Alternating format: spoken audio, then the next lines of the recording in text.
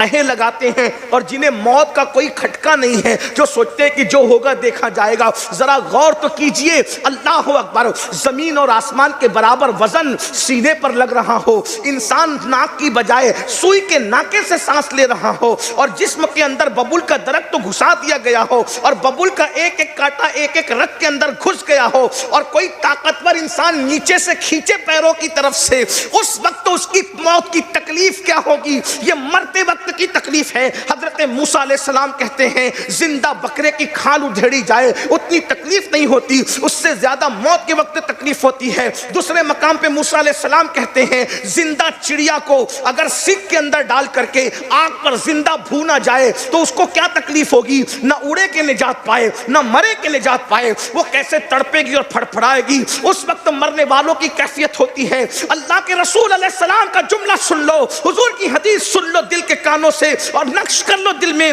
آقا فرماتے ہیں موت کی تکلیف اور موت کی حقیقت کو میں جانتا ہوں، اور جو اس کی حقیقت کو میں جانتا ہوں اگر میں وہ تمہیں بتا دوں تو تم ایسے پگھلنے لگو جیسے نمک پانی میں پگھلنے لگتا ہے. تم مسکرانا چھوڑ دو، تم کھانا چھوڑ دو، نرم بستر پہ لیٹنا چھوڑ دو، تم سونا چھوڑ دو. اللہ اکبر، تم جنگلوں میں پاگلوں کی طرح پھرنا شروع کر دو. اگر تم کو موت کی حقیقت پتہ چل جائے، اگر مردہ اس کے ہاتھ پیر غیبی طور پہ نہ باندھ دیے جائیں تو مردہ ایسے دوڑے بھاگے جیسے کٹنے والا جانور بے چینی سے تڑپتا ہے، بھاگتا ہے، دوڑتا ہے. مسلمانوں ذرا غور کرو، ایسی موت کہ دنیا کی کوئی مصیبت اس کا مقابلہ نہیں کر سکتی. اللہ کے رسول فرماتے ہیں جب مرنے والوں کے سرہانے تم قرآن پڑھتے ہو تو اللہ اس کی موت کو آسان کر دیتا ہے. کتنی بڑی بات کہی تھی ڈاکٹر اقبال نے، ارے قرآن سے موت سیکھنے والے، کاش کہ تو نے قرآن سے جینا سیکھ لیا ہوتا. جب موت کے وقت تو قرآن پڑھا جاتا ہے تو موت آسان ہو جاتی ہے. جس قرآن کی برکت سے موت آسان ہو سکتی ہے، اس قرآن کی برکت سے زندگی کیوں آسان نہیں ہو سکتی؟ اللہ اکبر، سرہانے قرآن پڑھا جائے تو موت آسان ہو جائے. انسان خود قرآن پڑھے، قرآن پر عمل کرے، اس کی زندگی آسان نہیں ہوگی. لیکن ہم نے قرآن کو چھوڑ دیا. کتنی بڑی بات ہے. شفاعت کرنے والے رسول جب قرآن نہ پڑھنے والوں کی شکایت کریں گے، کوئی کتاب ایسی نہیں ہے جس نے یہ چیلنج کیا ہو، صرف یہی ایک کتاب ہے جس نے یہ چیلنج کیا، اور چیلنج کرنے کو 1450 سال بیت گئے، آج تک کوئی اس چیلنج کا جواب نہیں دے سکا. کیا چیلنج ہے؟ اللہ اکبر. آپ اندازہ فرمائیں، اللہ ارشاد فرماتا ہے وَإِن كُنتُمْ فِي رَيْبٍ مِّمَّا نَزَّلْنَا عَلَىٰ عَبْدِنَا فَأْتُوا بِسُورَةٍ مِّن مِّثْلِهِ وَادْعُوا شُهَدَاءَكُم مِّن دُونِ اللَّهِ إِن كُنتُمْ صَادِقِينَ. اللہ ارشاد فرماتا ہے اگر تمہیں شک ہے یہ قرآن جو ہم اپنے بندے خاص پر نازل کرتے ہیں کہ یہ اللہ کی کتاب نہیں ہے تو اس جیسی ایک صورت بنا کر کے لاؤ. اور پھر قرآن یہ بھی کہتا ہے اکیلے نہیں کرنا یہ کام تمہیں، بلکہ تم اللہ کے سوا اپنے سارے حمایتیوں کو جمع کر لو، مشرق سے لے کر مغرب تک، شمال سے لے کر جنوب تک، عرب سے لے کر عجم تک، سارے حمایتیوں کو جمع کر لو، اللہ کے سوا سب کو جمع کر لو.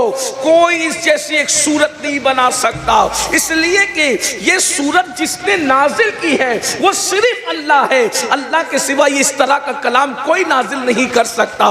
مسلمانوں ہم کتنے خوش نصیب ہیں، نبی ملا تو سید الانبیاء خدا کا محبوب ملا، صاحب قرآن ملا، اور کتاب ملی تو اللہ کا کلام قرآن مقدس. کیسی زندہ کتاب ہے یہ کتاب، تمام انسانیت کے لیے چیلنج ہے، بلکہ تمام چیلنجز کا جواب ہے. اللہ اکبر.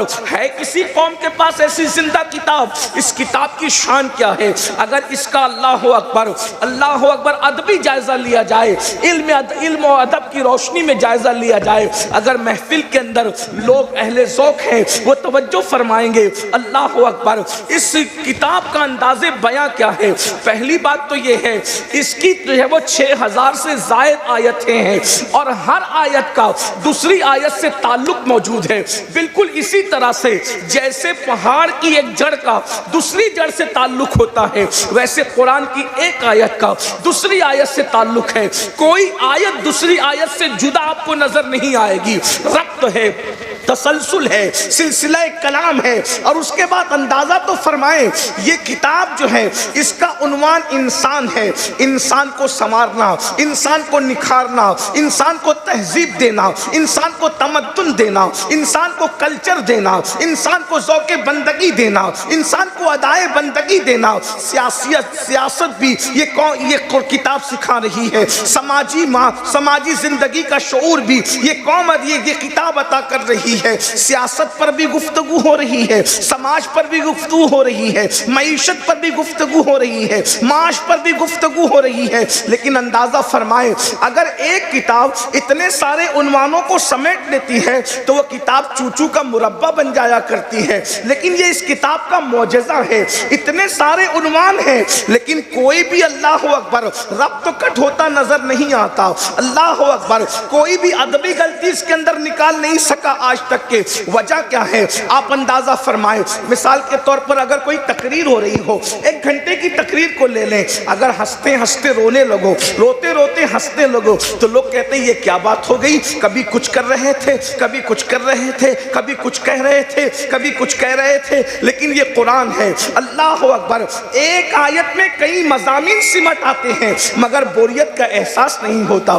مضمون بدلنے کا اندازہ نہیں ہوتا. اللہ اکبر. اور سب سے بڑی بات یہ کہ یہ کتاب جو ہے یہ قانون کی کتاب ہے اور قانون کی زبان سب سے خشک ترین زبان ہے. قانون کی کتاب میں یہی ہوتا ہے، یہ کر سکتے ہیں، یہ نہیں کر سکتے، یہ کرے تو سزا یہ ہے، یہ کرے تو سزا یہ ہے، یہ کرے تو سزا یہ ہے. جو قانون کی کتاب ہوتی ہے اس میں باغوں کا ذکر نہیں ہوتا، اس میں بہاروں کا ذکر نہیں ہوتا، اس میں بلبلوں کا ذکر نہیں ہوتا، اس میں بھوروں کا ذکر نہیں ہوتا، اس میں تتلیوں کا ذکر نہیں ہوتا. اگر ایسا کریں تو وہ شاعری ہو جائے گی، قانون نہیں رہ جائے گا. مگر قربان جائے اللہ کی کتاب پر قانون بھی بیان ہو رہا ہے.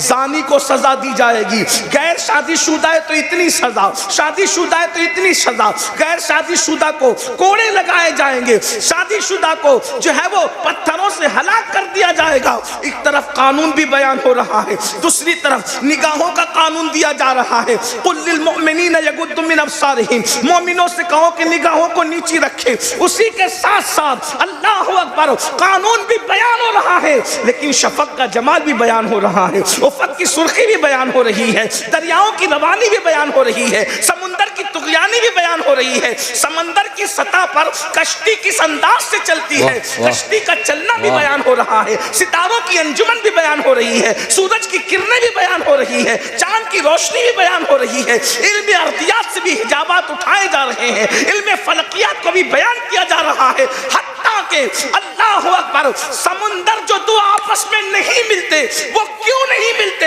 اس کا راز بھی اوپن کیا جا رہا ہے. مرج البحرین یلتقیان بینہما برزخ لا یبغیان. اللہ اکبر. اور موتی کیوں پیدا ہوتے ہیں اس راز سے بھی پردہ اٹھایا جا رہا ہے. یخرج منہما اللؤلؤ والمرجان. اندازہ فرمائیں پھلوں کا ذکر بھی ہو رہا ہے، پھولوں کا ذکر بھی ہو رہا ہے. حتیٰ کہ اللہ اکبر سورہ عنکبوت کے اندر اللہ مکڑی کے جالے کا تذکرہ بھی ہو رہا ہے. سورہ نمل کے اندر چوٹی کے بولنے کا تذکرہ بھی ہو رہا ہے اور شہد کی چھتے کا تذکرہ بھی ہو رہا ہے، دودھ کا تذکرہ بھی ہو رہا ہے، دودھ کس طریقے سے بنتا ہے اس کا ذکر بھی ہو رہا ہے، ماں کے شکم میں بچہ کیسے ترتیب پاتا ہے اس کا ذکر بھی ہو رہا ہے. ایک کتاب ہے اور تمام مضامین کو اپنے اندر سمیٹتی نظر آ رہی ہے. اتنی مختصر سی کتاب ہے اور دعویٰ کر رہی ہے ولا رطب ولا یابس الا فی کتاب مبین. ہر رطب و یابس کو ہم نے قرآن میں بیان کر دیا ہے. تبیان لکل شیء، ہر شے کا بیان اس کے اندر موجود ہے. حتیٰ کہ ابن مسعود فرماتے ہیں اگر میری رسی گم ہو جائے اونٹ کی تو میں اس کو قرآن سے تلاش کر لیا کرتا ہوں. مولا کائنات فرماتے ہیں، مولا مشکل کشا فرماتے ہیں اگر میں صرف با کے نقطے با کا جو نقطہ ہے اس کی تشریح کرنا شروع کروں، تفسیر لکھنا شروع کروں، اتنا لکھوں اتنا لکھوں اتنا لکھوں کہ اسی سے میں 70 اونٹوں کو بھر دوں. اندازہ فرمائے جو با کی تفسیر کا یہ عالم ہے تو پوری سورۃ الفاتحہ کا عالم کیا ہوگا. سورہ فاتحہ کا یہ عالم ہے ہے تو پورے قرآن کا عالم کیا ہوگا؟ اندازہ تو فرمائے یہ قرآن ہے، مگر افسوس کی بات یہ ہے ہم نے قرآن کو چھوڑ دیا، ہم قرآن سے دور ہو گئے۔ قرآن زندہ کتاب ہے۔ اللہ کے رسول صلی اللہ علیہ وآلہ وسلم کے صحابی عبداللہ ابن عباس نے کہا تھا کہ زمانہ خود قرآن کی تفسیر بن جائے۔ ایک حدیث پاک ہے، اندازہ کریں پہلے کہ زمانہ خود قرآن کی تفسیر بنے گا۔ شاید جب کہاں گیا ہو لوگوں نے اس کا جتنا ادراک کیا ہو، لیکن آج آپ دیکھتے چلے جائیں جیسے جیسے زمانہ گزرتا جا رہا ہے قرآن کا حسن بے نقاب ہوتا جا رہا ہے، قرآن مقدس کے علوم کا انکشاف ہوتا جا رہا ہے، لوگ قرآن پر تحقیق کر رہے ہیں۔ افسوس تو یہ ہے سب قرآن کی طرف متوجہ ہیں، اور جس قوم کے لیے قرآن آیا تھا وہ قوم اس قرآن سے بے توجہی کر رہی ہے۔ اللہ قرآن حسن اور معنی کے اعتبار سے یہ ہے، اور اثر آفرینی کے اعتبار سے قرآن کی شان یہ ہے کہ قرآن اغیار کو بھی اپنا بنانے کا ہنر جانتا ہے۔ بے شک قرآن نے اغیار کو اپنا بنایا۔ پہلی مرتبہ عالمی سطح پر جو اسلام کا تعارف ہوا ہے وہ قرآن کے ذریعے سے ہوا ہے۔ پہلی بات تو یہ ہے کہ ہم نے قرآن پڑھنا ہی چھوڑ دیا۔ اب قرآن یا تو صرف تعویذات کی کتاب بن کر کے رہ گیا ہے، یا تیجے پہ پڑھا جاتا ہے ایصال ثواب کے لیے، یا چہلم پہ پڑھا جاتا ہے ایصال ثواب کے لیے، یا نیا گھر بنے تو پڑھا جاتا ہے۔ یاد رکھنا قرآن نئے گھر کے افتتاح کے لیے نہیں آیا۔ پڑھو گے تو برکت ہوگی، میں منع نہیں کر رہا ہوں۔ قرآن تعویذ کے لیے نہیں آیا، تعویذ بناؤ گے تو فائدہ ہوگا، میں منع نہیں کر رہا ہوں، لیکن قرآن جو آیا تھا وہ زندگیوں میں شامل کرنے کے لیے آیا۔ بے شک قرآن زندگیوں میں داخل کرنے کے لیے آیا تھا، قرآن عمل کے لیے آیا تھا۔ اور کون سا وہ عنوان ہے جس پر گفتگو آفرینی کا ذکر کروں، اس کے بعد آگے بڑھتے ہیں۔ وقت میں جتنی گنجائش رہے گی تھوڑا تھوڑا آگے بڑھیں گے تاکہ قرآن کے ہر حسن پر ہم دو دو چار چار جملے بطور خراج پیش کر سکیں۔ قرآن کی اثر آفرینی کیا ہے؟ عالمی سطح پر جو سب سے پہلا تعارف اسلام کا پیش ہوا ہے وہ حبشہ کے دربار میں، نجاشی کے دربار میں ہوا ہے۔ جو پہلی ہجرت ہوئی ہے، پہلی ہجرت کے بعد جب مکے کے لوگوں کو ایسا لگا کہ وہاں جانے کے بعد مسلمان امن اور چین سے زندگی گزار رہے ہیں، تو وہاں پر ایک بہت بڑا وفد جو ہے تحفے تحائف کے ساتھ نجاشی کے دربار میں بھیجا گیا کہ جا کر کے نجاشی کو ورغلایا جائے، نجاشی کو بہکایا جائے، اور شاہ حبشہ کو بہکا کر ان کو وہاں سے نکلوا دیا جائے۔ وہ مٹھی بھر مسلمان جب وہاں سے نکلوا دیے جائیں گے تو ہماری فتح ہوگی، ہم پہلے سے زیادہ ظلم کریں گے۔ میں اپنے جوانوں کی توجہ چاہتا ہوں، ذرا غور سے سننا۔ ہم اسلام کی خدمت تو کرنا چاہتے ہیں، مگر قرآن سے ہمارا رشتہ کیا ہے؟ قرآن سے ہمارا تعلق کیا ہے؟ ہم قرآن سے کتنا قریب ہیں؟ اللہ اکبر! اندازہ فرمائیں۔ اس کے بعد وہ وفد جاتا ہے۔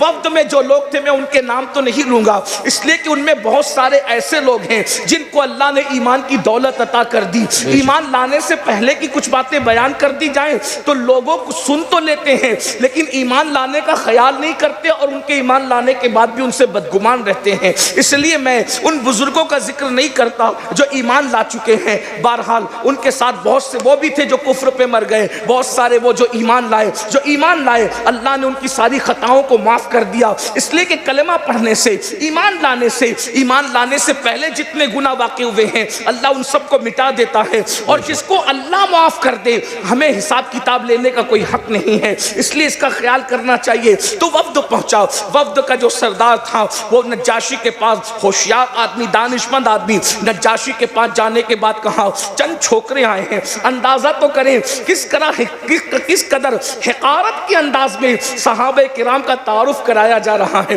تعارف کیا بلکہ ان کے خلاف بہکایا جا رہا ہے۔ مکے کا سردار کہتا ہے کہ چند چھوکرے آئے ہیں، اور وہ چھوکروں نے جو ہے ہماری ناک میں دم کر رکھا ہے، بھاگ کر کے چلے آئے ہیں، اور یہ نئے دین کی باتیں کرتے ہیں، تمہارے مذہب کے خلاف بھی بولتے ہیں، یہ سب سے بڑی کمزوری انسان کی ہے. انسان کو کسی کی کتنی بھی شکایت کر دو, کان پہ جو رہیں گے نہ رہیں گے, لیکن جب کہو کہ تمہارے خلاف بھی ہے تو انسان فوراً اٹینشن ہو جاتا ہے. اللہ اکبر. نجاشی جو حبشہ کا بادشاہ تھا وہ مذہباً عیسائی تھا, اور اس کی پورا جو وہ ملک جو ہے عیسائیت کے رنگ میں رنگا ہوا تھا. راہبوں کے پاس بیٹھتا تھا, پادریوں کے ساتھ اس کا اٹھنا بیٹھنا تھا, خود بھی عیسائی تھا. عیسیٰ علیہ السلام کا دل سے دیوانہ تھا, عیسیٰ علیہ السلام کو خدا کا بیٹا مانتا تھا. کہ وہ تو تمہارے مذہب کے خلاف بھی بولتے ہیں. مگر یاد رکھنا دانشمند لوگوں کا طریقہ یہ ہے, کسی مذہب کا ہو, کہیں کا رہنے والا ہو, اگر اس تک بات پہنچے تو وہ تحقیق کرے گا. نجاشی نے کہا تم نے اپنی بات تو میرے پاس رکھ دی, ذرا میں ان لوگوں سے بھی تو بلا کر کے پوچھوں کہ وہ لوگ کیا کہتے ہیں اس بارے میں. اللہ اکبر. تحفے دے دیے گئے, تحفے بھیج دیے گئے, تحفے پیش کر دیے گئے, قیمت بہت بڑے قیمتی تحفے تھے, سب پیش کر دیے گئے. ایسے میں اللہ اکبر جو نجاشی کے ملک میں صحابہ کرام ہجرت کر کے آئے تھے, ان چند صحابہ کو کہا گیا تمہیں حبشہ کے دربار میں طلب کیا جا رہا ہے. اور ان کے سردار تھے حضرت سیدنا جعفر طیار رضی اللہ تعالیٰ عنہ, مولا علی کے بھائی تھے, رسول اللہ کے چچا زاد بھائی تھے. حضرت جعفر طیار نے فرمایا چلو چلتے ہیں, سب معاملہ اللہ کے ہاتھ میں ہے, وہ جو کرے گا بہتر کرے گا. اور اس کے بعد صحابہ نجاشی کے دربار میں آئے. میں اپنے جوانوں سے کہنا چاہتا ہوں, یاد رکھنا حالات کو دیکھ کر مسلمان انداز تبدیل نہیں کرتا, حالات کے رنگ میں مسلمان اپنے آپ کو کبھی نہیں رنگتا, بلکہ مسلمان حالات کے دھارے کو اپنی طاقت سے موڑ دیا کرتا ہے. مسلمان نہیں مڑتا, حالات کو موڑ دیا کرتا ہے. اللہ اکبر. نجاشی کے دربار میں پہنچے, سب لوگ نجاشی کو سجدہ کرتے تھے, مسلمانوں نے سجدہ نہیں کیا. تو پھر کہا دیکھو دیکھو یہ تمہارے دربار کے آداب کے خلاف کرتے ہیں, سجدہ نہیں کرتے. تو نجاشی نے پوچھا تم نے مجھے سجدہ کیوں نہیں کیا؟ حضرت جعفر طیار نے فرمایا ہم اللہ کے علاوہ کسی کو سجدہ کرنا جائز نہیں سمجھتے. ہمارا مذہب خدا کے سوا کسی کی بارگاہ میں جھکنے کی اجازت نہیں دیتا. اس کے بعد اللہ اکبر. نجاشی پوچھتا ہے یہ صحیح کہتے ہیں؟ کہ کیا بات ہے؟ حضرت جعفر طیار نے بہت سے سوالوں کے جواب دیے, بہت طویل مکالمہ ہے, اس کا ذکر نہیں کرتا. بس اتنا کہا کہ ہمارے نبی پہ قرآن نازل ہوتا ہے, وہ اللہ کا کلام ہے. اللہ اکبر. نجاشی نے پوچھا اس سے چند آیتیں مجھے سنا سکتے ہو؟ اب یاد رکھیے اس سے مقرر دائی اور مبلغ کو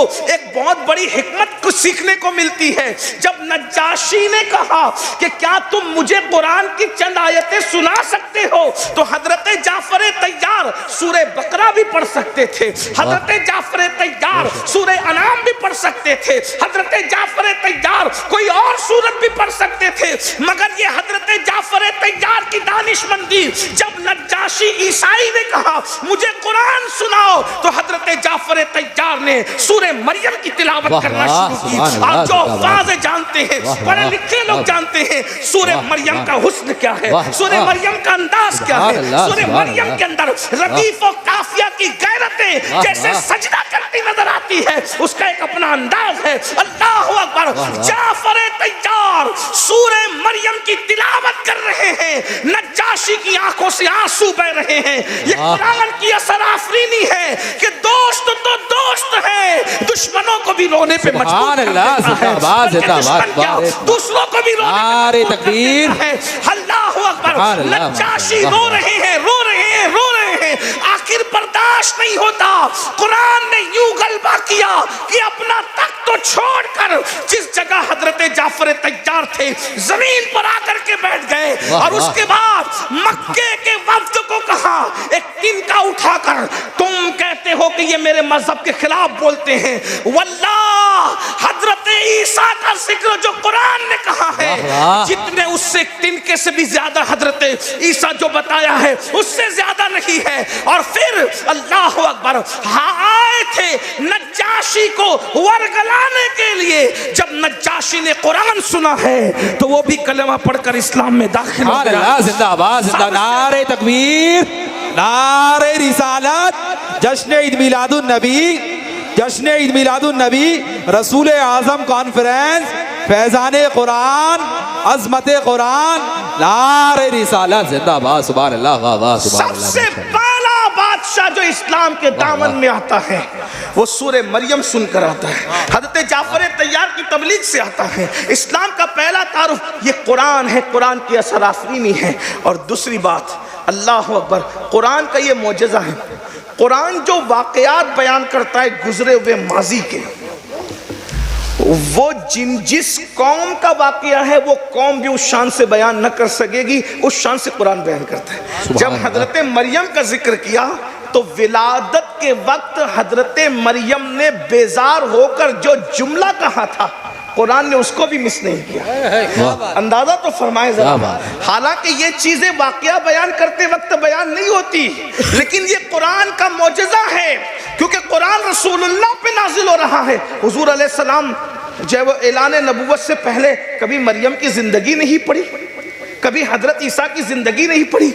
کمال تو یہی ہے کہ حضور کسی سے پڑھنے نہیں گئے، واہ کیا بات ہے، سبحان اللہ، حضور پڑھنے نہیں گئے، اور حضور علیہ السلام پڑھے لکھوں کے ساتھ کبھی رہے بھی نہیں، نہ پڑھنے گئے ہیں نہ پڑھے لکھوں کے ساتھ رہے ہیں، لیکن جب قرآن سنایا ہے تو پڑھے لکھے لوگوں کی کیفیت یہ ہو گئی، کوئی جانے منہ میں زبان نہیں بلکہ جسم میں جان ہے۔ زندہ باد، زندہ باد، نعرہ تکبیر، نعرہ رسالت، رسول اعظم کانفرنس، رسول اعظم کانفرنس، نعرہ تکبیر، نعرہ رسالت، سبحان اللہ۔ اسی لیے کچھ لوگوں کو یہ گمان گزرا کہ وہ تو امی تھے، یعنی ان پڑھ تھے۔ اللہ، ان ان پڑھوں کو بتایا جائے کہ امی ہونے میں اور ان پڑھ ہونے میں زمین آسمان کا فرق ہے۔ بے شک، ہاں، ہمارے نزدیک نبی کا امی ہونا ان پڑھ ہونا نہیں ہے، ہمارے نزدیک نبی کا امی ہونا یہ ہے کہ وہ کسی انسان کے شاگرد نہیں ہیں، وہ ڈائریکٹ خداوند قدوس کے شاگرد ہیں،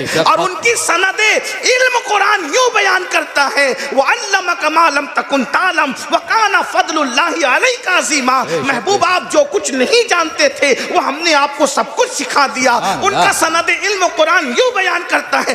لوگ کہتے ہیں علم کی سند کیا ہے؟ میں نے کہا جس کے علم کی سند خود قرآن بیان کرے، الرحمن علم القرآن خلق الانسان علمہ البیان، رحمان نے سکھایا۔ اچھا یہ نہیں کہا اللہ نے سکھایا، واہ واہ، یہ نہیں کہا جبار نے سکھایا، یہ نہیں کہا قہار نے سکھایا، یہ کہا رحمان نے سکھایا۔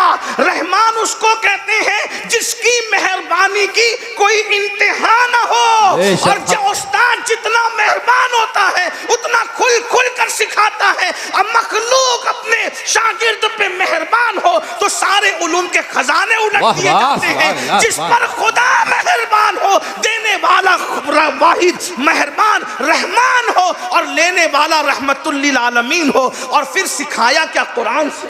واہ واہ کیا بات ہے، قرآن سکھایا۔ اللہ کتنا سکھایا؟ وہ کہا جو کچھ نہیں جانتے تھے وہ سب کچھ سکھا دیا، سبحان اللہ، جو واہ واہ، کچھ نہیں جانتے تھے وہ سب کچھ سکھا دیا۔ میں تو کہتا ہوں ان کو اللہ نے کتنا سکھایا، کتنا سکھایا، اللہ اکبر۔ ان کی نالین درست کرنے والے معلم الامہ ہو گئے۔ سبحان اللہ، زندہ باد، واہ واہ کیا، میرے بھائی سبحان علم اللہ، سبحان کتابوں سے آتا ہے، جوتیوں سے نہیں آتا۔ بے شک حق، لیکن عبداللہ ابن مسعود کو رسول اللہ نے کہا تم میری امت کا معلم ہے، تو صحابہ نے پوچھا یا رسول اللہ، صحابہ نے پوچھا اے عبداللہ ابن مسعود تم امت کے معلم بن گئے، آخر وجہ کیا ہے؟ تو کہا میں حضور کے پیچھے پیچھے پھرتا رہتا تھا، حضور جہاں نالین اتارتے تھے حضور کی نالین لے کر اٹھاتا اور اپنے سینے پہ لگا کر بیٹھا رہتا۔ حضور کی نالین سینے پہ رکھنے کی وجہ سے اتنا علم آ گیا کہ رسول اللہ نے مجھے پوری امت کا معلم بنا دیا۔ سبحان اللہ، واہ جس واہ کی کیا بات، نالین اتنا بڑا عالم بنا دے اس کی نگاہوں کا عالم کیا ہوگا؟ کیا بات ہے، اندازہ واہ تو واہ، فرمائے۔ اور جواب جس نہیں کی نگاہیں یوں بے مثال ہو اس کی اپنے سینے کا عالم کیا ہوگا؟ یہی تو بات ہے۔ حضرت موسیٰ کہتے ہیں رب اشرح لی صدری، وہ کہتے رب اشرح لی صدری، اور میرے نبی کچھ نہیں کہتے، چپ رہتے۔ اللہ خود کہتے ہیں الم نشرح لک صدرک۔ واہ واہ، سبحان اللہ، زندہ باد، کیا فرق بات ہے، ہے، کلیم اور حبیب کا فرق کتنا ہے۔ وہ رب اشرح لی صدری صدری خود کہیں اور یہ علم نشرح لک صدرک ان کے لیے کہا جائے. اللہ اکبر. موسیٰ علم کا سوال کریں تو خضر کے حوالے کر دیا جاتا ہے, اور نبی رب زدنی علما کہیں تو خدا خود ان کو علم عطا فرماتا ہے. سبحان اللہ. ذرا غور تو فرمائیں, کیا شان مصطفیٰ جان رحمت صلی اللہ. قرآن کا بھی کوئی جواب نہیں ہے اور صاحب قرآن کا بھی کوئی جواب نہیں. تو میں عرض کیا کر رہا تھا, قرآن جب واقعہ بیان کرتا ہے, واقعہ تو بہت باریکی کے ساتھ بیان. حضرت سیدہ مریم کے پیٹ کے درد کے وقت انہوں نے بیزاری سے جو جملہ کہا تھا, نسیم مرسیہ, قرآن نے اس کو بھی بیان کیا.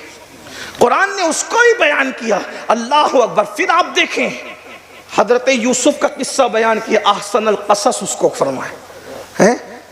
تو حضرت یوسف علیہ السلام کی سوتیلی ماں چھپ کر وہ خواب کا قصہ سن رہی تھی. قرآن نے اس کا چھپنا بھی بیان کیا اور اس کا سننا بھی بیان کیا اور اس کا بیان کرنا بھی بیان کیا. یہ قرآن کا معجزہ ہے, قرآن کی شان ہے. اس لیے کہ نبی امی اتنی باریکی سے اگر کوئی قصہ بیان کر رہا ہے تو اس کا مطلب وہ اپنی طرف سے نہیں کر رہا ہے, اس لیے کہ اس پر نازل ہو رہا ہے, وہ کر رہا ہے. یہی تو آپ کو بتانا ہے, ہماری قوم کو جاننا چاہیے. اور اللہ اکبر.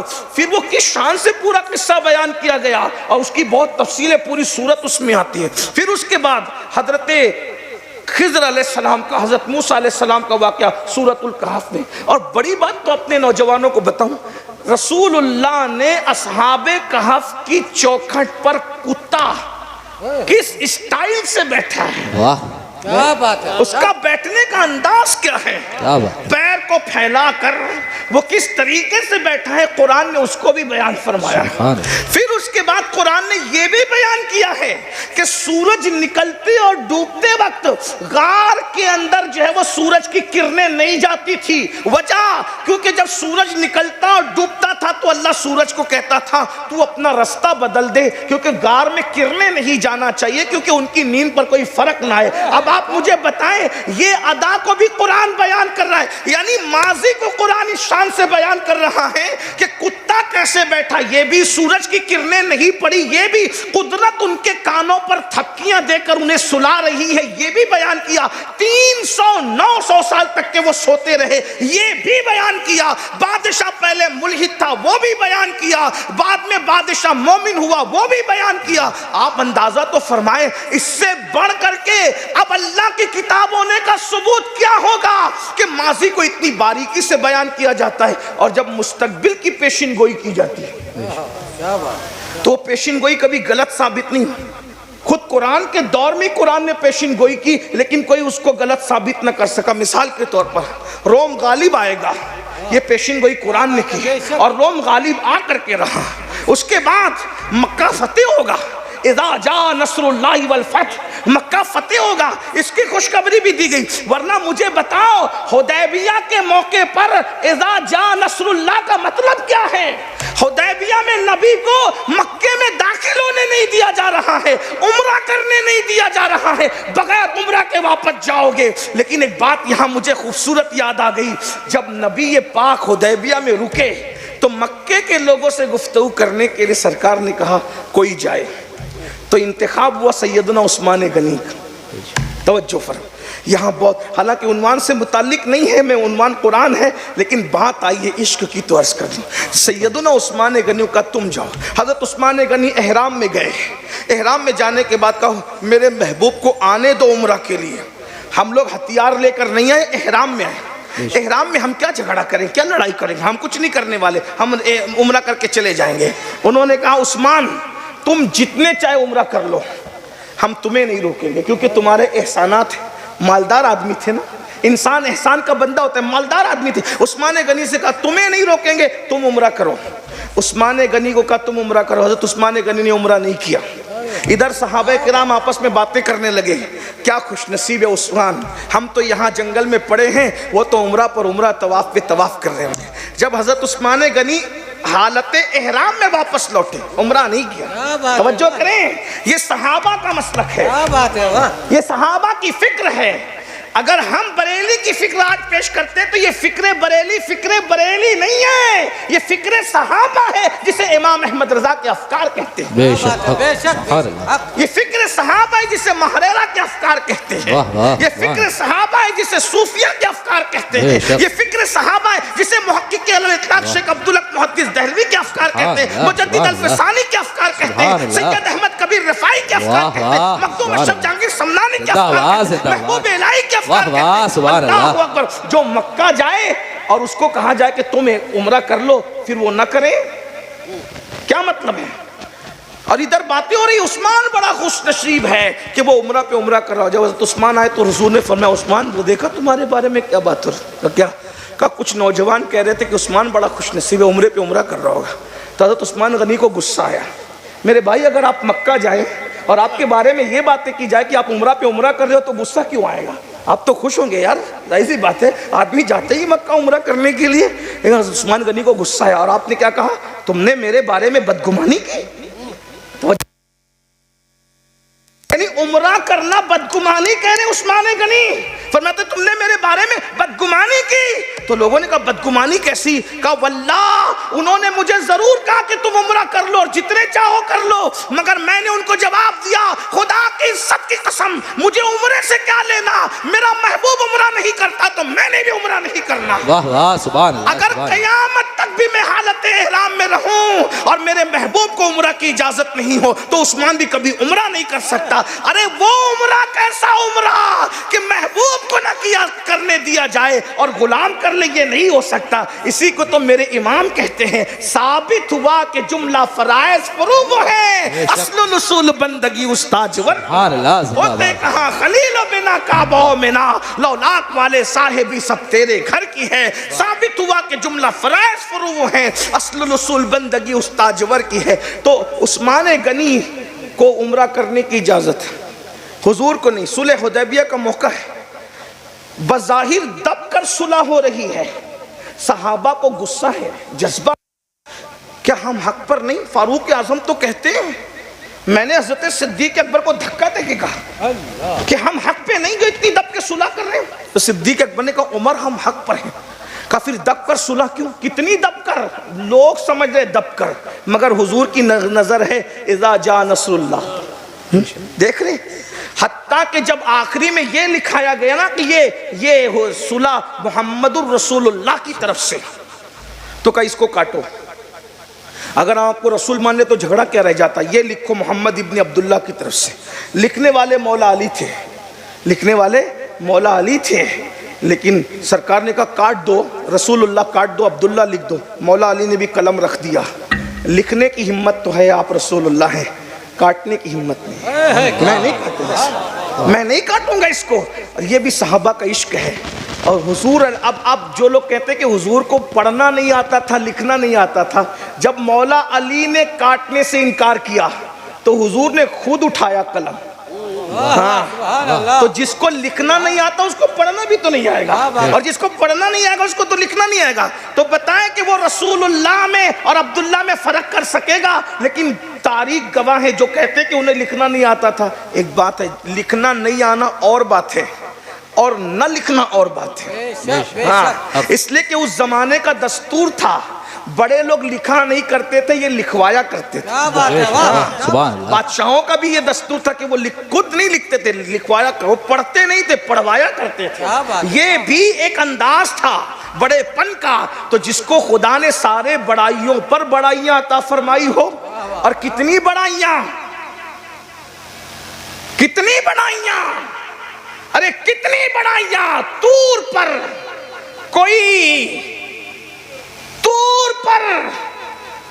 کوئی آسمان پر اور کوئی عرش کے پار، طور پر کوئی آسمان پر کوئی عرش کے پار، سارے بالاؤں سے بالا رہی بالائی یہ دوست۔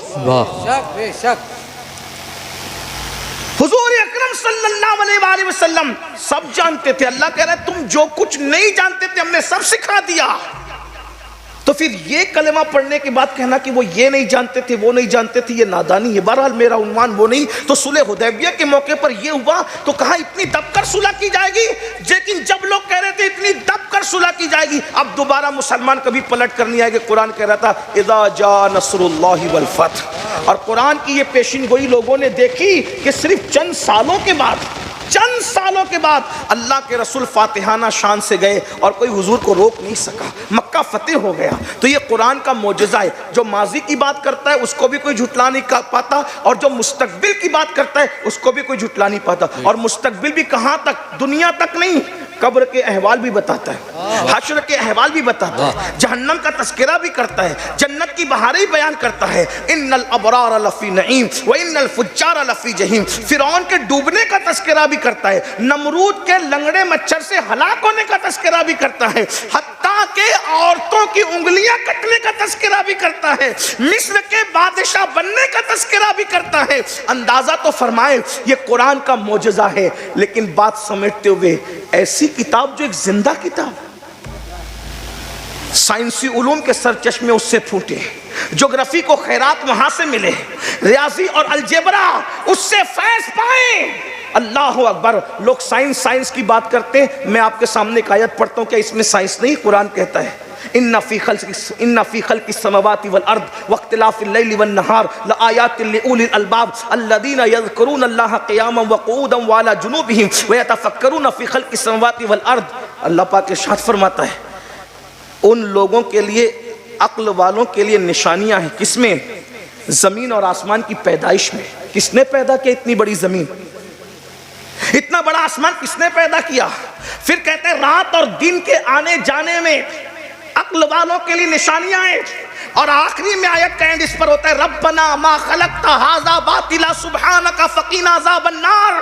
جب یہ نشانیوں میں غور کرتے ہیں تو یہ کہنے پہ مجبور ہو جاتے ہیں اے ہمارے رب, تو نے کسی چیز کو بیکار پیدا نہیں فرمایا, ہر چیز کو تو نے کسی نہ کسی حکمت کے تحت پیدا فرمایا. میرے بھائیوں, یہ اتنی بڑی رات آتی ہے تو دن کہاں چلا جاتا ہے, دن آتا ہے تو رات کہاں چلی جاتی ہے. سمندر کی طغیانی کے اندر اللہ اکبر جو کشتیاں چلتی ہے, اللہ فرماتا ہے کون چلاتا ہے؟ ہم چلاتے ہیں.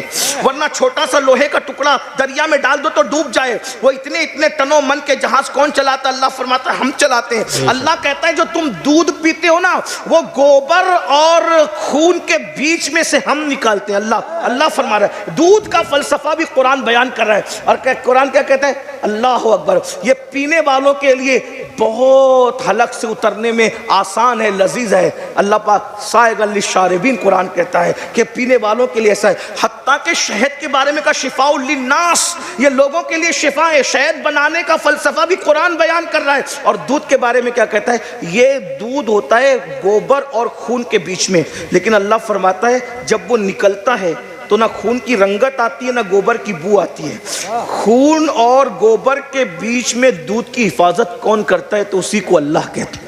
واہ واہ کیا بات, جس نے قرآن نازل فرمایا ہے. کسی کتاب میں اس کا ذکر آپ پڑھنے پڑھانے والے لوگ ہیں. مرشد اکثر فرماتے ہیں کہ علی گڑھ والوں کے سامنے گفتگو سنبھل کر ہونی چاہیے, کیونکہ اس میں بہت زیادہ مجمع پڑھا لکھا ہوتا ہے. لیکن ہم تو مرشد کی جوتیاں سیدھی کرتے ہیں. ایک بات میں پوچھتا ہوں, کسی مذہبی کتاب میں یہ فلسفہ بتا دو کہ کسی نے دودھ بنانے کا فلسفہ بیان کیا ہو کہ ہم خون اور گوبر کے بیچ سے دودھ نکالتے ہیں, نہ خون کی رنگت آنے دیتے نہ گوبر کی بدبو آنے دیتے ہیں. اب دونوں کچھ نہیں ہے. بتاؤ, اب مجھے بتاؤ, جو خون اور گوبر کے بیچ میں دودھ کو یوں محفوظ رکھتا ہے تو پھر وہ زمین کے اندر اپنے محبوبوں کو کیسے محفوظ رکھتا ہوگا؟ واہ واہ سبحان اللہ, واہ واہ سبحان اللہ. یہ سائنس تو لوگ مان گئے نا, لیکن یہ کب مانیں گے؟ اس لیے یہ بات بھی سمجھنے کی ضرورت ہے. تو میں بات سمیٹتے ہوئے عرض کر دوں میرے بھائیوں, اس قرآن کو تھامیے. ایک بات آپ کو بتاؤں, آج ہم میں سے اکثر لوگ قرآن پڑھنا نہیں جانتے. جو قرآن پڑھنا جانتے ہیں وہ قرآن پڑھتے نہیں. قرآن روز پڑھیں. قرآن کی تلاوت روز ہونی چاہیے. ہاتھ مت اٹھانا, ذلیل کرنا مقصود نہیں ہے, صرف اپنے آپ میں ڈوب کر سوچنا آج سے پہلے قرآن کب اٹھایا تھا, آج سے پہلے قرآن کب کھولا تھا. روزانہ ہم واٹس ایپ تو کھولتے ہیں, فیس بک ضرورت ہے اپنی کھول بھی سکتے ہیں, کوئی ناجائز و حرام نہیں کہہ رہا ہوں, اگر مقصد اچھا ہے تو کھول سکتے ہیں. لیکن آپ سے پوچھتا ہوں, آپ دوستوں کا میسج تو روز دیکھتے ہو, خدا کا میسج روز دیکھنے کی آپ کو فرصت نہیں ہے. اللہ کا کلام پڑھنے کی فرصت نہیں. کتنے لوگ ہیں قرآن کو چھوڑ دیا. اور سن لو, اللہ کے رسول صلی اللہ علیہ وآلہ وسلم فرماتے ہیں جو شافعی یوم النشور ہے، حضور فرماتے ہیں قیامت کے دن جو قرآن چھوڑ چکے ہیں میں ان کے خلاف اللہ کی بارگاہ میں شکایت کروں گا، اللہ یہ میری وہ قوم ہے جس نے قرآن کو چھوڑ دیا تھا۔ اگر شفاعت کرنے والے رسول شکایت کرنے پر آئے تو آپ کو بچائے گا کون؟ ہمیں بچائے گا کون؟ قرآن چھوڑ دیا ہم نے۔ قرآن پڑھو، قرآن سے رشتہ مضبوط کرو، اور قرآن صرف طوطے کی طرح نہیں پڑھنا، قرآن سمجھ کے پڑھو۔ اور امام اہل سنت نے تو ہم پہ اتنا احسان کر دیا اردو داں طبقے پر کہ کنز الایمان عطا فرمایا۔ قرآن کو سمجھ کر پڑھو۔ آج کل لوگ بہت فیشن بناتے نا، ریڈ قرآن وتھ میننگ، قرآن کو اس کے معنی کے ساتھ پڑھو۔ تو ہم یتیم نہیں ہیں، کنز الایمان کے ساتھ پڑھیے۔ وجہ اوروں کا پڑھو گے تو وَوَجَدَكَ ضَالًّا پر آ کر خود گمراہ ہو جاؤ گے، لیکن امام کا پڑھو گے فرق کیا ہے؟ دیکھیے اوروں نے کیا، میں ان کے نام نہیں لوں گا، اس کی وجہ یہ ہے کہ میرے نزدیک لوگ اتنے قیمتی نہیں ہیں کہ میں ان کے نام مرشد کی موجودگی میں اپنی زبان سے لوں۔ جنہوں نے لکھا دنیا جانتی ہے، جب یار کا نام زبان پہ ہو تو اغیار کا نام لینے میں حیا آتی ہے۔ یہ غیرت عشق ہے، جہاں ضرورت پڑے گی لے لیں گے، لیکن یہاں ضرورت نہیں ہے۔ یاد رکھیے وَوَجَدَكَ ضَالًّا کا ترجمہ 1857 کے بعد نئے پیدا ہونے والی فکر نے یہ کیا کہ اے نبی ہم نے تمہیں گمراہ پایا تو ہدایت عطا کی۔ کل پکڑ کے کوئی دامن نہیں کہے گا کہ تمہارا نبی گمراہ تھا بعد میں ہدایت پر آیا۔ ارے ظالم، نبی کیا معاذ اللہ گمراہ ہو سکتے ہیں؟ جس نبی کی گود میں علی پلے ہیں، ان کے بارے میں سنیوں کا عقیدہ یہ ہے کہ مولا علی نے پوری زندگی کبھی کسی بت کو سجدہ نہیں کیا، پوری زندگی کبھی جھوٹ نہیں بولا، کبھی وہ بدکاری کے قریب نہیں گئے۔ ارے یہ تو گود میں پلے تھے۔ جس ابو بکر صدیق کو بچپنے سے نبی کی صحبت مل گئی ہے، وہ ابو بکر صدیق بھی جو ہے بتوں کی پرستش سے ایمان لانے سے قبل بھی محفوظ تھے۔ اور ایمان لانا تو ہم کہنے کہلانے کو کہتے ہیں، یہ تو وہ لوگ تھے جو پہلے ہی فطرت پر تھے، بعد میں اظہار ہوا لیکن بات دور نکل گئی۔ عرض کیا کر رہا تھا؟ تو کہا کہ اے نبی تم کو گمراہ پایا تو راہ دی۔ یہ ان کا ترجمہ ہے جو نئی فکر کے لوگ ہیں، اور جس کی فکر 1450 سالہ فکر سے ملتی ہے۔ امام احمد رضا بھی پیدا 1856 ہی میں ہوئے، لیکن وہ 57 کے دور کے عالم تو تھے، مگر فکر ان کی 1857 والی نئی نہیں تھی۔ کیوں؟ اس لیے کہ ان کے ہاتھ میں آل رسول مہروی کا دامن تھا۔ سبحان اللہ، سبحان اللہ۔ اور یہ پرانی فکر کے لوگ تھے، بات میں ہے 1857 کے، لیکن فکر 1857 والی نہیں ہے، کیونکہ آل رسول کا جو دامن ملتا، آل رسول کا ہاتھ جو تھا، اچھے میاں کے ہاتھ میں اچھے میاں کا ہاتھ، اور صاحب البرکات کے ہاتھ میں صاحب البرکات کا ہاتھ، پھر کالپی کے مشائخ، اور پھر وہاں سے نجف اشرف، اور نجف اشرف سے پھر مدینہ منورہ سے یہ سلسلہ ملتا۔ اس لیے نئی فکر نہیں پیش کی، کیونکہ ان لوگوں کے پاس وہ نئے تھے بھی، نئی فکر بھی تھی۔ دیکھو آدمی تو نیا ہوگا، نقصان نہیں ہے، ہم سب نئے دور کے لوگ ہیں، لیکن فکر نئی نہیں ہونا چاہیے، فکر تو مدینے والی ہونا چاہیے۔ تو کہا تمہیں گمراہ پایا تو تمہیں راہ دی اپنی طرف، لیکن جب بریلی کا قلندر آل رسول کا غلام، آل رسول مہروی کا تربیت یافتہ جب ترجمہ کرتا ہے تو یہ کہتا ہے محبوب ہم نے تمہیں اپنی محبت میں گم پایا، خود رفتہ پایا، خود رفتہ تو اپنی طرف راہ عطا فرمایا۔ دیکھ رہے اللہ اکبر۔ اور 1857 والی فکر نے ترجمہ کیا مکرو ومکر اللہ واللہ خیر الماکرین، تو کہا اللہ کی شان میں توہین کی، کیا کہ انہوں نے اللہ کے ساتھ مکر کیا تو اللہ نے بھی ان کے ساتھ مکر کیا، اور اللہ مکر کرنے والا ہے۔ کل کوئی دوسرے مذہب کا آدمی پوچھے گا کہ تمہارا اللہ مکر کرتا ہے؟ جس کا خدا مکار ہو پھر وہ قوم کتنی بڑی مکار ہوگی، ہے نا؟ دوسروں کو شکایت کا موقع دے رہے ہو کہ نہیں؟ لیکن جب امام احمد رضا نے ترجمہ کیا کنز الایمان نے کہا انہوں نے مکر کیا تو اللہ نے ان کے ساتھ خفیہ تدبیر فرمائی، اور اللہ خفیہ تدبیر فرمانے والا ہے۔ تو میرے بھائیوں کنز الایمان اٹھاؤ، پڑھو، قرآن پڑھو۔ اور آخری بات کے طور پہ کہتا ہوں، آج مسلمان کہتے ہیں مولانا ہم پریشان ہیں، بہت پریشان، روزی کے لیے پریشان، نوکری کے لیے پریشان، رشتے کے لیے پریشان، اس کے لیے پریشان، اس کے لیے پریشان۔ میں ایک بات کہتا ہوں، رسول اللہ نے فرمایا جب کوئی مر رہا ہو تو مرنے والے کے سرہانے قرآن بیٹھ کر پڑھو۔ بس اس پہ بات پوری کر رہا ہوں۔ موسم سردی کا بھی ہے، ٹائم بھی پورا ہو گیا، مجھے بھی جانا ہے۔ جب کوئی مر رہا ہو، مرنے والے کے سرہانے بیٹھ کے قرآن پڑھو، اللہ اس کی موت کو آسان کر دے گا، ہے نا؟ اپنا عقیدہ اسی لیے جب کوئی دنیا سے جاتا ہے تو ہم اس کے سرانے بیٹھ کے کیا کرتے ہیں؟ سورہ یاسین کی تلاوت کرتے ہیں۔ رسول اللہ فرما رہے ہیں اچھا مرنے والا قرآن نہیں پڑھ رہا ہے، بہت خاص بات، توجہ ہے نا آپ کی، مرنے والا قرآن نہیں پڑھ رہا ہے، مرنے والا تو بیچارہ پڑا ہوا ہے، وہ بہت مضطرب ہے، بے چین ہے، بے قرار ہے، مال چھوٹ رہا ہے، بیوی چھوٹ رہی ہے، بچے چھوٹ رہے، ٹینشن کتنا ہوگا اس کو سوچئے، پھر روح نکل رہی ہے اس کی تڑپ الگ۔ یہاں تک فرمایا جب روح نکلتی ہے تو تکلیف کتنی ہوتی ہے۔ حضرت عمرو ابن عاص کہتے ہیں ایسا لگتا ہے جیسے زمین اور آسمان کو سمیٹ کر انسان کے سینے پہ رکھ دیا گیا ہو۔ وزن کا یہ عالم ہوتا ہے، آدمی ناک سے سانس نہیں لے رہا ہے، سوئی کے ناکے سے سانس لے رہا ہے، یہ تکلیف ہوتی ہے۔ اور ایسا لگتا ہے جیسے ببول کا درخت اس کے جسم کے اندر گھسا دیا گیا ہو اور ایک ایک کانٹا ایک ایک رگ میں چپ گیا ہو۔ فقی ابو اللہ سمرقندی اس حدیث کو لکھ رہے عمرو ابن عاص کے حوالے سے، شرح الصدور میں علامہ جلال الدین سیوطی لکھ رہے ہیں حضرت عمرو ابن عاص کے حوالے سے۔ ذرا غور کیجئے، جو آج قہقہے لگاتے ہیں اور جنہیں موت کا کوئی کھٹکا نہیں ہے، جو سوچتے ہیں کہ جو ہوگا دیکھا جائے گا،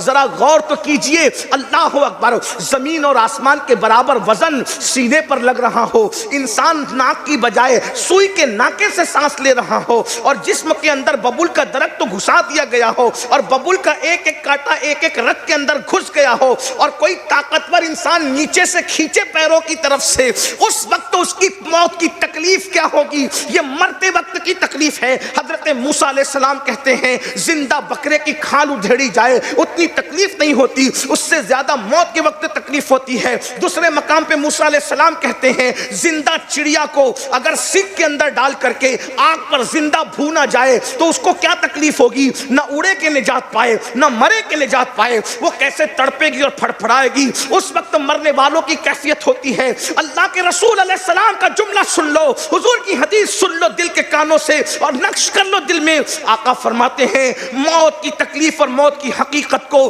میں جانتا ہوں، اور جو اس کی حقیقت کو میں جانتا ہوں اگر میں وہ تمہیں بتا دوں تو تم ایسے پگھلنے لگو جیسے نمک پانی میں پگھلنے لگتا ہے۔ تم مسکرانا چھوڑ دو، تم کھانا چھوڑ دو، نرم بستر پہ لیٹنا چھوڑ دو، تم سونا چھوڑ دو، اللہ اکبر، تم جنگلوں میں پاگلوں کی طرح پھرنا شروع کر دو۔ اگر تم کو موت کی حقیقت پتہ چل جائے، اگر مردہ اس کے ہاتھ پیر غیبی طور پہ نہ باندھ دیے جائیں تو مردہ ایسے دوڑے بھاگے جیسے کٹنے والا جانور بے چینی سے تڑپتا ہے، بھاگتا ہے، دوڑتا ہے۔ مسلمانوں ذرا غور کرو، ایسی موت کہ دنیا کی کوئی مصیبت اس کا مقابلہ نہیں کر سکتی۔ اللہ کے رسول فرماتے ہیں جب مرنے والوں کے سرہانے تم قرآن پڑھتے ہو تو اللہ اس کی موت کو آسان کر دیتا ہے۔ کتنی بڑی بات کہی تھی ڈاکٹر اقبال نے، ارے قرآن سے موت سیکھنے والے، کاش کہ تو نے قرآن سے جینا سیکھ لیا ہوتا۔ جب موت کے وقت تو قرآن پڑھا جاتا ہے تو موت آسان ہو جاتی ہے۔ جس قرآن کی برکت سے موت آسان ہو سکتی ہے، اس قرآن کی برکت سے زندگی کیوں آسان نہیں ہو سکتی؟ اللہ اکبر، سرہانے قرآن پڑھا جائے تو موت آسان ہو جائے۔ انسان خود قرآن پڑھے، قرآن پر عمل کرے، اس کی زندگی آسان نہیں ہوگی، لیکن ہم نے قرآن کو چھوڑ دیا۔ کتنی بڑی بات ہے، شفاعت کرنے والے رسول جب قرآن نہ پڑھنے والوں کی شکایت کریں گے، ان کی کون شفاعت کرے گا؟ ان کی کون بخشش کرے گا؟ آؤ قرآن سے رشتہ جوڑو۔ ارے عرب کی بوریا نشین قوم جب تک قرآن سے ناآشنا تھی بکریاں چرایا کرتی تھی، جب انہوں نے قرآن تھاما ہے کیسر و کسرا کے تاجدار بن گئے ہیں۔ فاقہ کرنے والی قوم نے جب قرآن تھاما ہے، اللہ اکبر، اتنے مالدار ہو گئے کہ یمن سے زکوٰۃ لینے والا زکوٰۃ لے کر کے چلتا ہے دینے والا اور مدینے تک آتا ہے، مگر یمن سے لے کے مدینہ منورہ تک اس کو کوئی زکوٰۃ کا مستحق نظر نہیں آتا۔ آپ سے پوچھنا چاہتا ہوں، یہ قرآن کی برکتیں ہیں۔ جس قرآن سے جنت مل سکتی ہے، جس قرآن سے خدا ملتا ہے، جس قرآن سے موت آسان ہو سکتی ہے، اس قرآن کی برکت سے کیا دنیا کی مال و دولت نہیں مل سکتا؟ دنیا کی عزت نہیں مل سکتی؟ دنیا کا وقار نہیں مل سکتا؟ آؤ اپنے رشتے کو قرآن سے مضبوط کریں اور قرآن اتنا پڑھو، اللہ اکبر، قرآن پڑھنے والوں کے دلوں کو اللہ بے خوف کر دیتا ہے۔ قرآن پڑھنے والوں کے دل کے اندر اللہ نور پیدا کرتا ہے۔ سیدی اعلیٰ حضرت نے تو فتاوی رضویہ شریف میں یہاں تک لکھا کہ ہر فرشتے کو بھی قرآن پڑھنے کی اجازت نہیں ہے، قرآن کی حرمت کی وجہ سے۔ सब फरिश्तों को, आम फरिश्तों को, बहुत सारे फरिश्तों कुरान पढ़ने की इजाज़त नहीं। खास फरिश्ते कुरान पढ़ते हैं, तो जो आम फरिश्ते होते हैं वो कहते हैं अल्लाह हम कुरान तो नहीं पढ़ सकते, तो अब कुरान की लज्जत कैसे उठाएं? तो अल्लाह फरमाता है जो मेरे बंदे दुनिया में कुरान पढ़ते हैं ना, उनके पास चले जाओ, उनके मुंह पर मुंह रखो और जाकर कुरान की लज्जत को हासिल करो। हर फरिश्ता कुरान नहीं पढ़ सकता हुर्मत की वजह से, और तुम्हारा बच्चा कुरान पढ़ सकता है? जरा गौर तो फरमाओ, उस कुरान को छोड़ दिया और कुरान छोड़कर गानों में लग गए, गजलों में। ये गाने, गजलें, खुराफात इसीलिए तो इजाद किए गए ताकि तुम कुरान छोड़ दो, वरना मुसलमान गानों में कब था, मुसलमान गजलों में कब था? मेरे भाई आज तो हालात ये हो गए, शादियों में भी गाने हैं, डीजे है, तमाशे हैं, और अभी तो दिसंबर का एंड आ रहा है, 31st नाइट, आज ये फैशन बन गया। हमारे नौजवान 31st नाइट मनाने जाते। पहली बात तो 31st नाइट से हमारा ताल्लुक क्या है? नंबर एक, हम 31st नाइट मनाने वाले लोग नहीं हैं, हम तो मिलाद मुस्तफ़ा मनाने वाले। क्या बात है, क्या बात है। हम तो हुजूर की मिलाद मनाने वाले, हम आखिरी रात मनाने वाले लोग नहीं हैं, हम 12वीं रात मनाने वाले लोग। हाँ, इसलिए हमें, और फिर अगर 31st नाइट कोई इस एतबार से मनाता कि चलो भाई कि साल की पहली रात है, इस एतबार से तो हम उसके साथ शिद्दत नहीं करते, लेकिन तो शराब पी के मनाएं, गाने गा के मनाएं, म्यूजिक। हमारे मजहब में इसकी क्या इजाजत है? मैं पहली बात तो इजाजत नहीं दे रहा हूं कि 31st नाइट मनाने की, लेकिन मैं बिल्कुल जो वो गिरी से गिरी हालत में कि चले, अगर कोई बंदा ये कहता है कि चलो भाई नया साल शुरू हो रहा है, 2026 आ रहा है, 2027 आ रहा है, तो मैं कहता हूं तो हमारे मजहब में जब मिलादुन नबी के मौके पे म्यूजिक जायज़ नहीं है। क्या बात है, वाह वाह। हमारा सबसे बड़ा त्यौहार आशिकों का मिलाद मुस्तफ़ा है। बेशक। मैं सच्ची बात कहूँ, हमारा मसलक कहता है कि निसार तेरी चहल पहल पर हजारों ईदे रबीउल अव्वल सिवाय इबलीस के जहां में सभी तो खुशियां मना रहे हैं। वाह सुभान अल्लाह। हमारे बुजुर्गों ने लिखा कि मिलाद मुस्तफ़ा की शब हजार हा शबहाए कद्र से अफजल है। क्यों? क्योंकि शबे कद्र में जिब्रील आते हैं और शबे मिलाद में मुस्तफ़ा जाने रहमत जाने जिब्रील तशरीफ लाए। शबे कद्र में कुरान आता है और शबे मिलाद में साहिब कुरान तशरीफ लाए। अगर ये ना होते तो ना रमज़ान की बहारें होती, ना शबे कद्र होती, ना शबे मेराज होती, ना शबे बारात होती। जो है सब इन्हीं के दम कदम से है। वो जो न थे तो कुछ न था, वो जो न हो तो कुछ न हो। जान है वो जहान की, जान है तो जहान है। लेकिन मैं पूछना चाहता हूं, जब हम मिलाद मुस्तफ़ा के शब में नाच गा नहीं सकते तो 31st नाइट को हम क्यों नाच गाएं? बल्कि मैं तो एक मशवरा आपको देता हूं, अगर 31st नाइट को ऐसे ही आप सेलिब्रेट करना चाहते हैं तो मैं कहता हूं उस दिन भी मिलाद मुस्तफ़ा रख दो। क्या बात है, क्या बात है।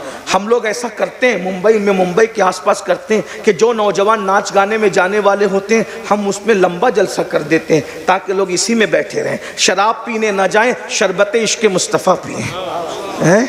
हाँ, किसी के जुल्फ और रुखसार के गाने गाने न जाएं, बल्कि रुखे बद्दुहा का जिक्र लेकर बैठ जाएं, नरगिसी आंखों का जिक्र लेकर के बैठ जाएं, वन नज्म दांतों का जिक्र लेकर के बैठ जाएं। हुजूर के करीम वजूद का वो वजूद, तेरे तो वस्फ ऐबे तनाही से है बरी। हैरान हूँ मेरे शाह, मैं क्या क्या कहूँ तुझे। और अगर ऐसा नहीं करते तो याद रखना, शराब वो मनहूस चीज़ है जिसको अल्लाह के रसूल ने उम्मुल खबाइस करार दिया है। अल्लाह अकबर, सारी बुराइयों की जड़ करार दी है। नशे के करीब तो जाना बहुत बड़ी बात है। जो नशा करते अल्लाह के रसूल फरमाते हो सके तो उनके करीब भी मत बैठो। जो नशा करने वालों को अपनी महफिल में इज्जत की जगह देते हैं, अल्लाह के रसूल फरमाते क़यामत के दिन अल्लाह उनको अंधा उठाएगा। नशा करने वालों को इज्जत की जगह भी मत दो अपने माहौल के अंदर। तो मेरे भाइयों, नशा न करो, हुजूर की मोहब्बत की तरफ आओ।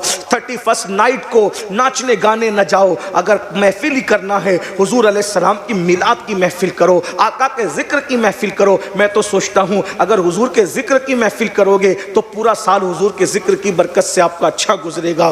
किसी भी चीज़ को दीन के कॉन्सेप्ट में देखो, दीन की तस्वीर में देखो, दीन के आईने में देखो, दीन के अक्से जमील में देखो, यहाँ भी कामयाबी होगी, वहाँ भी कामयाबी होगी। और मेरी जाते जाते गुजारिश ये है, कुरान को सीखो। 5 पारे अगर किसी अच्छे हाफिज जी के पास बैठ करके खुद सीख लोगे, 25 पारे खुद ही पढ़ने की सलाहियत पैदा हो जाएगी। और अगर कुरान नहीं सीखते तो एक बात याद, सूफिया फरमाते हैं जिन्होंने दुनिया में कुरान पढ़ना नहीं सीखा, جب وہ قیامت کے دن اٹھے گا تو اندھا اٹھایا جائے گا. دنیا میں جو اندھا اٹھے اس کی دنیا برباد ہے، آخرت میں جو اندھا اٹھے اس کا کیا ہوگا؟ اس لیے قرآن پڑھنا سیکھ لو. سب کی کتابیں پڑھنا سیکھی نا، ذرا رب کی کتاب بھی پڑھنا سیکھو. دنیاوی تعلیم اتنی ہو کہ کم سے کم ہمارا ہر بچہ بچی گریجویٹ تک پڑھے، کم سے کم اتنا، زیادہ سے زیادہ جتنا. اور دینی تعلیم اتنی ہو کہ ہمارے گھر میں بچہ پیدا ہو تو اذان ہم خود ہی دیں، اور باپ مرے تو اس کا جنازہ بھی ہم خود ہی پڑھا سکیں. اتنا علم ہر ایک مسلمان کے پاس ہونا چاہیے. اس کی طرف ہماری توجہ. اور الحمدللہ ہمارے مخدوم زادے حضور امان میاں صاحب نے جو ہے وہ اس پر علی گڑھ اور گرد نواح میں بڑی کوئی فرض علوم پر آپ نے بڑا نعرہ دیا ہے. اللہ کا شکر ہے. لوگ سمجھتے ہیں کہ حال ایسا ہے تو مستقبل کیسا ہوگا. ہمارے مرشد نے اپنے جانشین کو ایسا تیار کیا ہے کہ حال بھی ہمارا بے حال نہیں ہے اور مستقبل بہت تابناک ہے انشاءاللہ. حضور امان میاں کے ہم قدم سے قدم لگا کر کے چل رہے ہیں، چلتے رہیں گے. آپ نے کہا فرض علوم، فرض علوم تو ہر مسلمان کو سیکھنا چاہیے. اور اللہ کے رسول علیہ السلام فرماتے ہیں جتنا علم حاصل کرنا مسلمان پر فرض ہے، اگر اس نے اتنا علم حاصل نہیں کیا تو کل قیامت کے دن اس کو بغیر حساب و کتاب جہنم میں ڈالا جائے گا. صحابہ نے پوچھا حضور بغیر حساب کے جہنم میں ڈالنا سمجھ میں نہیں آیا. تو آقا فرماتے ہیں جس کو علم سیکھنے کا موقع ملا اور اس نے فرض علم نہیں سیکھا اس کا ٹھکانہ جہنم ہے. کیونکہ اللہ کے نزدیک جہالت کوئی عذر نہیں ہے، جہالت کوئی عذر نہیں ہے. ایک بات بتاؤں، میں بات تقریر ختم کر چکا لیکن فرض علوم کی بات ایک بات عرض کروں. ہمارے پاس جب علم نہیں رہتا تو ہم جاتے ہیں نیکی کرنے اور آتے ہیں گناہ کرتے. علم نہ ہونے کی، یہ علم نہ ہونے کی نحوست ہے. نشے سے خطرناک چیز اور نشے سے بری وبا جہالت ہے. ایک آسان بات بتاؤں، اللہ کے رسول علیہ السلام فرماتے ہیں میری امت میں کچھ لوگ 40 60 سال تک نماز پڑھیں گے مگر وہ نمازی نہیں ہوں گے. کیوں؟ کیونکہ انہوں نے نماز پڑھنا سیکھا ہی نہیں. کچھ لوگوں نے آپ کو یہ بتا دیا، جاہلوں نے، ارے مولانا کیسے بھی پڑھو اللہ قبول کرتا ہے.